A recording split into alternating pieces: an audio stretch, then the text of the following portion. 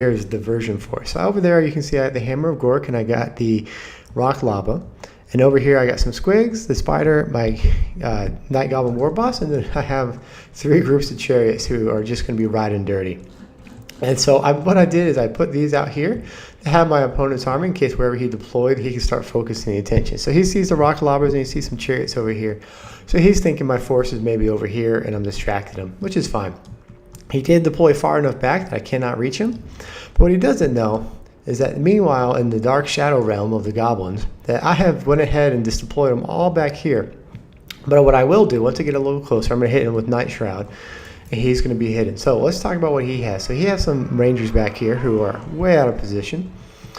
And then he does have the Dragonback Slayers, the Goblaba, his Rune Lord, and then the Thane, a Runesmith, and front line of Dwarf Warriors with great weapons. So I don't necessarily disagree with what he picked, but as we all know, the Goblos are superior to Dwarves in every way. So I hit him with the the Night Shroud. So now I have a little bit more space to get away with sneaking up on him because it does reduce her visibility by 96%, but more importantly for this, it reduces his accuracy by 30. So now that we're coming in, what I want to do is I want to start getting these Goblin Wolf Chariots and the Teeth Robbers. I forgot I brought these MVPs.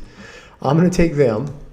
Let's slow down. I'm going to take them and I'm just going to get into like his core here. I don't really care if the Goblin Wolf Chariots die or he sends anything in there. Because as you can see, bam, I am already in here and I have shut down all of his missile game, except for this one unit I never noticed. Meanwhile, the Nasty Skulkers do trade pretty well with Slayers for just like cost.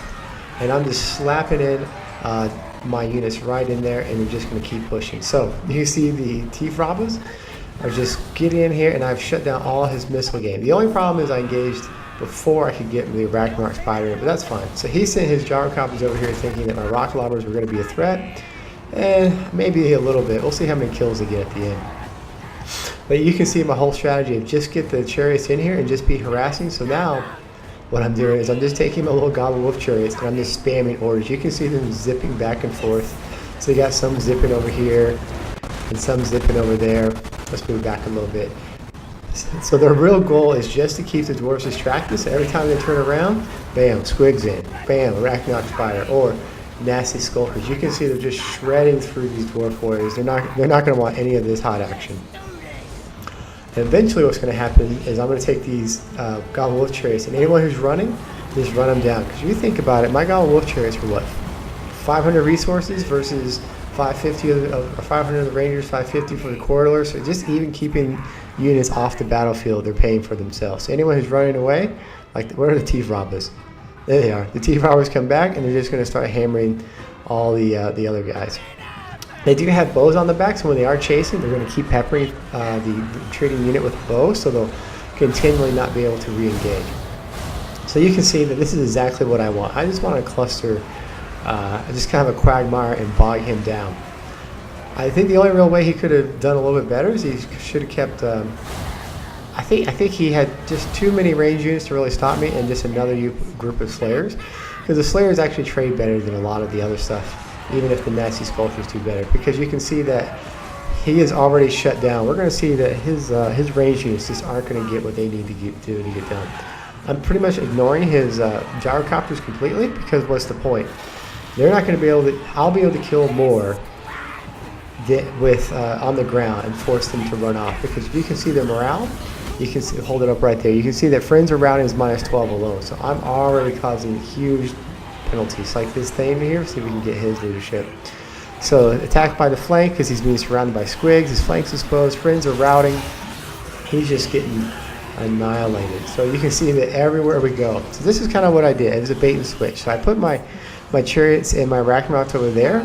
So he saw that he thought my force was over there, so he positioned there. That allowed me to hit all his flanks and just collapse on in.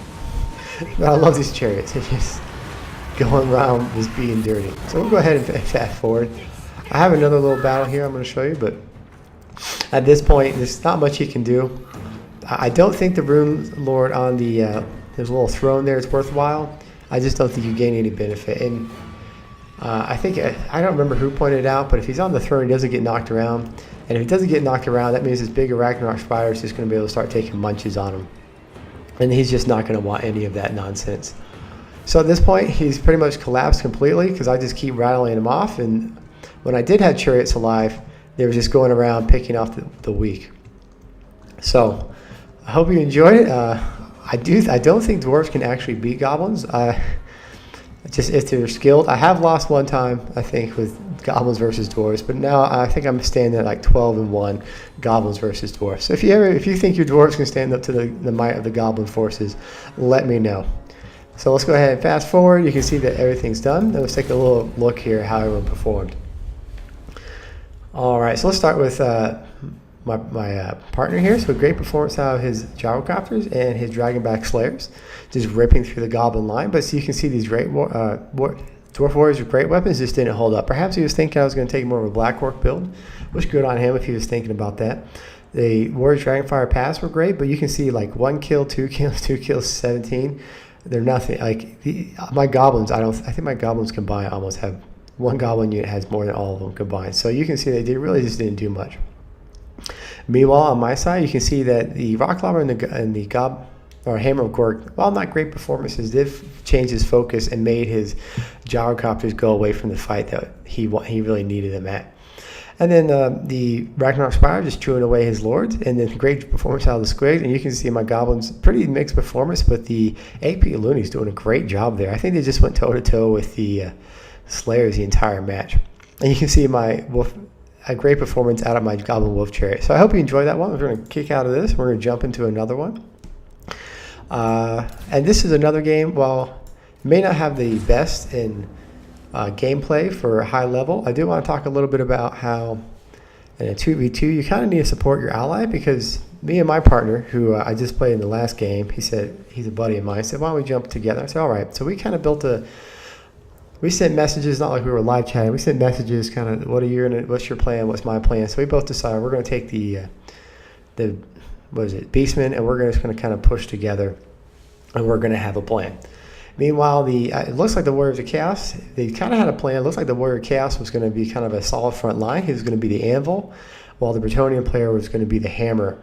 But you're going to see just how devastating it is when two players are just, even if they're just next to each other, versus kind of spread out. So, all right, we're about to head in here. Just looking at the Chaos Army list right there, I don't think it's necessarily a bad list. I think he has all the tools if his plan was just to be a holding force. I think he might have a little bit too much in the way of Chaos Spawn. Maybe against the Beastmen, I would have dropped the Chaos Warrior for another Forsaken. And I think he needed a little bit more mobility. He needed something that can really hit. Perhaps he was worried about Centaurs with great weapons taking down his knights. You never quite know what is in people's minds, but I don't like to judge people's lists. After all, I take Goblin Wolf Chariots and Mortars and other trash units. So maybe he has something up his sleeve that I don't know about. All right, so let's talk about my army while we're here. So my army thoughts were, let's get the best of Gors to go toe-to-toe with any Chaos Warriors or great weapons that we have to worry about.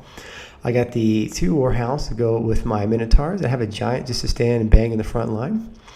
I got my little ranged unit just to kind of pepper things. And then the Spears are just to cause, because I saw we were playing Plutonium, so I grabbed the Spears just to be just kind of a body shield from any rear charging Pegasus Knights, just anything that could hold them down. And I went ahead and took Moorherd because, I don't know, I've been taking Kazrak a lot lately. I do think Kazrak's better than Moorherd, but I think I am very much in the minority of that. And the Lore of Death, because the Fate of Buna and Spirit Leech is too good versus Bretonnia, in my opinion. The Lore of the Wild just doesn't do what it needs to get done. If you disagree, just let me know. But I think Lore of Death is pretty much a staple when I play Bretonnia and I want to be competitive. So okay, so now that we started here, so you can see that we're up here. Let's move over just a slight. Actually, let's go to the tactical view. So we deployed up here onto this ridge, and our thoughts were, let's make sure that the hot gates are ours, so we can't push them anywhere. So the Empire or the Chaos player deploys down there, but you're going to see one little problem. So the Chaos player deploys over here, right? So he has all his troops right here at the hot gates, but where is the Bretonnian player? He's not anywhere near to be supported. I'm okay with the Flying Death Squad here being out because they can move to where they need to move to, but where these Question Knights, where are they going to go? What are they going to do? You can see that the Chaos player is trying to hold the hot gate, right? but there's no support coming in. Now the flyers can come right in hot. And we also dropped some of our units back here. We got out just a little too much from the forest. We thought we could hide back here, but they did spot us. So that's not going to work out too well for us. So let's speed up a little bit, because right now it's just charging, and I just went ahead and put my little spears there just to be a body in the way. So now they're going to have to run up here. I do have charge defense against large, which means they're going to hold up just a little bit longer and allow us to get to work. So we're going to tie up, was that 3 units of questing knights, so 1,200 apiece. So that's 3,600 points versus 300. That's the trade I'll take. So you can see over here, I thought we would do a little bit better because I was just running away with my warhound because I saw him chasing. So I'm like, all right, let him chase me across the field. And since me and my partner weren't talking in real time, it's not like we could really trade there. But this is just not the battle the beastmen want. They have no armor versus, I think, the 60 damage to the Royal Pegasus Knights. That's including their bonus versus large. So anyways, it's going to work out just fine because the Bretonnian player is so far off. And we're just having to chase because our thoughts were just push. And by thoughts, I mean we were just drawing the little red lines. We're just clicking and go, go, go. So I come in here, I see that there's going to be bodies in the way of peasants, so I start shifting my line over, and I'm going to start engaging these Chaos Warriors on the front line. I really wanted to try to get the halberds, but it is what it is. So he's going to take his line, and now that I've been engaged, he's just going to collapse, and we can start moving forward. So I have my beastmen, I'm starting to shift forward, trying to figure out where I want them to go. I just kind of click randomly because I'm going to start assigning attack orders. And he comes down here thinking he's going to get some of this Moorherd the Shadowgrave, and let me tell you, he does not want none of this here, Moorherd the Shadowgate, because everything is coming down the hill. If I had King Leon Kerr, what I would have done is came down, smashed into the back of one of these Bestigor herds, and then walked right on through. And you can see everything else here is kind of falling apart, but we have basically a 2-on-1 engagement right now. We have both of our forces completely collapsing down onto these Chaos Warriors. And what does he have? He has nothing. He doesn't have enough. He really needed the knights in support, so he just did not have a chance to pull back in time. And meanwhile, I still have the spears just holding up, and the questing knights are really thinking about what they want. So we managed to completely collapse him here. I think Leon Kerr is about to die. He can't take off because of the Chaos Warhounds. They keep poisoning him, keep dropping him. So he came in here and did almost nothing. So now we're going to take all of our Minotaurs, and we're going to start focusing down on this Dragon Ogre Sheriff. We didn't coordinate, it's just kind of how it worked out. Leon Kerr went this way, the Dragon Ogre was there, so we're going to get all 3 Minotaurs over here, and we're just going. Meanwhile, we both brought the Lord Death, and we're just kind of riding dirty up and down this line. And now you can see that his nice errant and the questing knights can't get away. They are coming up here when really he needed to send them down and out. And his question knights not being there. So anytime you're playing a 2-player game, like I said, this is not the greatest gameplay or tactical strategic play. He just needed to be in support. Had he been here in these bushes and tried to come up, it would have been another thing, because Chaos player could have tried to held here and stopped us from getting around the flanks. But it's just too little too late. So now he's going to come in here, he's going to start hammering my partner. But we can always see we've already rolled this flank, and we're just sending everything we have. So once again, use those poison Chaos Hounds just to hold down the Pegasus Knights, and then we get two groups of Minotaurs with great weapons, about to be a 3rd group, and the Gorbel, and you're going to see these, these Royal Pegasus Knights. They're not going to want any of that hot action. And we're just Spirit Legion and Fate of Unit, anything that comes too close, because our targets are kind of down, so we're just keep popping Prince Sigvald. And just we both have Moorherd, so like, all right, so let's just get as much Chaos Spawn action in there as we can. And at this point, it's just too little too late. So the game, you can see the balance of power. So the balance of power is already heavily in our favor, and now the questing knights are starting to engage. Really, he needed to be here, or if you can look on this side, there is another little pass right here. So had he deployed here and over here, he would have been able to come up, and they could have had a little envelopment go for us up here on the top ground. So the Chaos line could have been here, and then you could have question knights coming in and coming in. We would really had to rethink it. I still think we would have won. I think we just picked a slightly better list, but those are some thoughts. So now that the question knights finally do get in here, so what are they going to fight? They're in this blob formation, and you can see that I'm getting pretty much, let me hold down the play here. So I'm getting pretty much a full engagement, and he's only getting like a small fraction of his guys.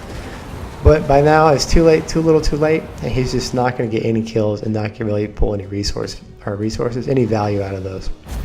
So let's take a look at kind of how we did. You can see how our combined effort, or at least combined forces, just by deploying next to each other, really pull through for us. So let's look at mine. So you can see my Minotaurs, almost all of their kills were against large creatures. You can see even one was getting 3 chevrons. So they must have just been the ones who killed Llewellyn Kerr and the Shaggoth and the Pegasus Knights. The Giant also gaining 1 for just his beatdown.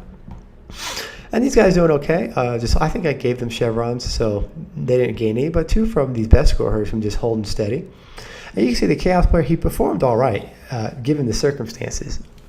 He just didn't have the support of his partner. So he was my partner in the Bretonnian player. So he went all cap, which is fine, because if he was going to be the hammer, then that would be fine. But you can see this kind of pathetic kills here, really, out of the Bretonnian player. He just wasn't in position to help his partner. And then you can see my partner with this kind of little Scuts force. They're just tying things up. We mismanaged those Centaurs heavily, but that's okay. But a great performance out of his Warhounds and even his Gorbel. So he was able to really